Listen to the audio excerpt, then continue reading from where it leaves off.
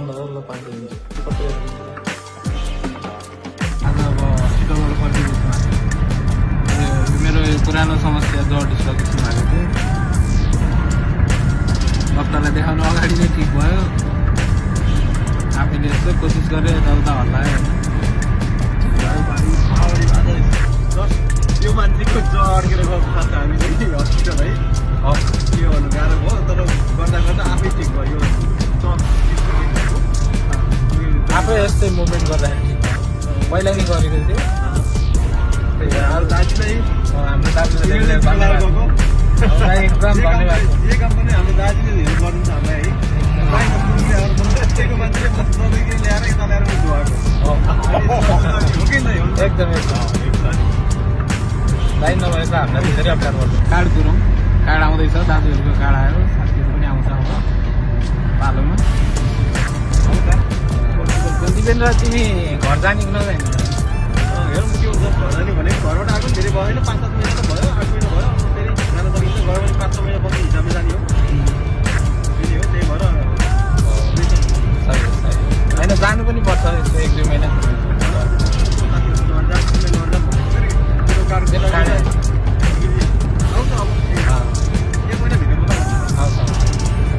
card आए पनि यो वर्ष जाने स्थिति छैन अर्को वर्ष हो सँगै जाउँला के छ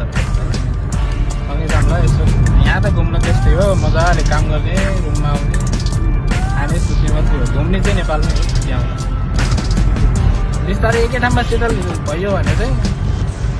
बेला मौकामा गइरहन्छ घुम्न वर्षमा एकचोटि एउटा देश घुमेर आउने प्लान चाहिँ छ दिमागमा होइन त्यही होइन यहाँ प्याकेज टुर हुन्छ युरोपको प्याकेज टुर ट्याकल लेख्ने अनि सर जाने 8-10 कन्ट्री घुम्ने एकैचोटिमै 10 डेज 15 डेजको प्याकेज त्यसरी घुम्दाखेरि उनीहरूले हामीलाई पनि हन्छ घुमाएर कुन ठाउँहरू छुटिरहेको हुन्छ अरे हो प्याकेजमा गएपछि उनीहरू ल्याएर कुनैको समस्या हुँदैन बढी लाग्यो पनि उनीहरूको फिक्स डेस्टिनेसनहरू हुन्छ नि त होइन फिक्स डेस्टिनेसन यहाँ लिएर जानुपर्छ यो मेन पोइन्ट हो ठिक छ विचार गरौँला त्यो पनि रमाइलो फ्रान्स स्विजरल्यान्ड अनि नर्वे डेनमार्कको मधुरैको हो अनि तिमीलाई के लाग्छ त कतिसम्म खर्च लाग्ला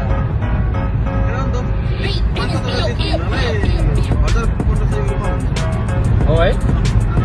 सही हो नि त 1000-1500 ठिकठाक हो त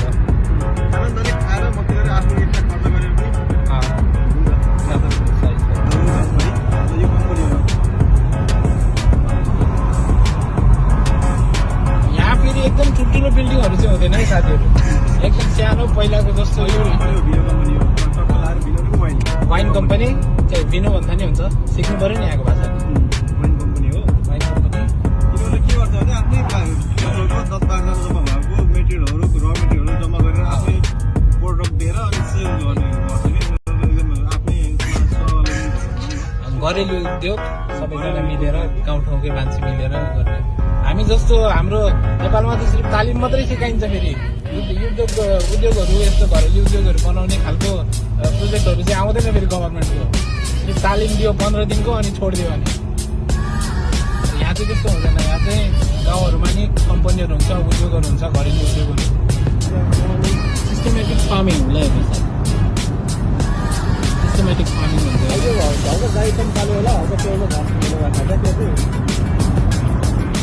एकदम व्यवस्थित तरिकाको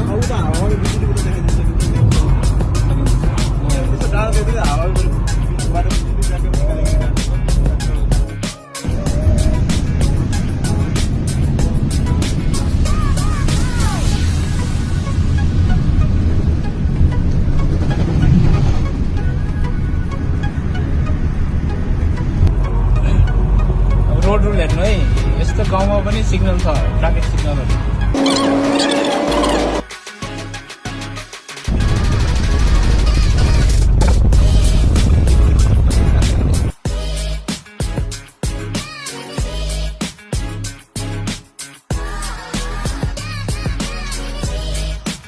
भर्खर आइपुगेको हामी हस्पिटलबाट गाडीले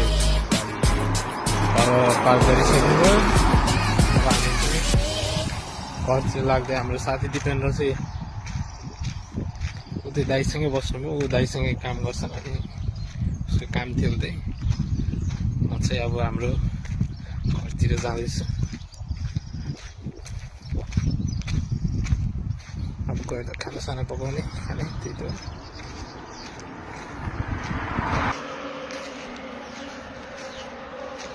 thank you for watching guys video हेर्नु होला भ्युज कमेन्ट गर्नु होला सेयर गर्नु होला